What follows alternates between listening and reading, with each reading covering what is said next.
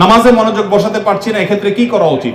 ভালো করে শুনেন। 1 নম্বর হলো চোখের হেফাজত করবেন। চোখের, মোবাইলে বা বিভিন্ন ভাবে চোখ দিয়ে হারাম জিনিস দেখেন, মেয়েদের ছবি দেখেন, ফিল্ম দেখেন, নাটক দেখেন, বিভিন্ন হারাম জিনিস দেখেন, নিজেকে নিয়ন্ত্রণ করার চেষ্টা করেন।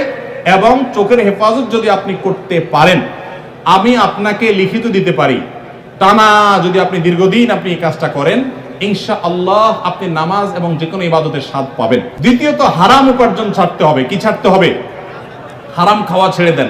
তৃতীয়ত, নামাজের জন্য বিশেষ করে বলতে চাই, এই যে পয়েন্টটা এখন বলতেছি নামাজের মধ্যে, এইটা যদি করেন আর আপনি মনোযোগ না আসে, আপনি আমাকে ব্যক্তিগতভাবে জানায়েন যে আপনি ভুল বলে আসছেন।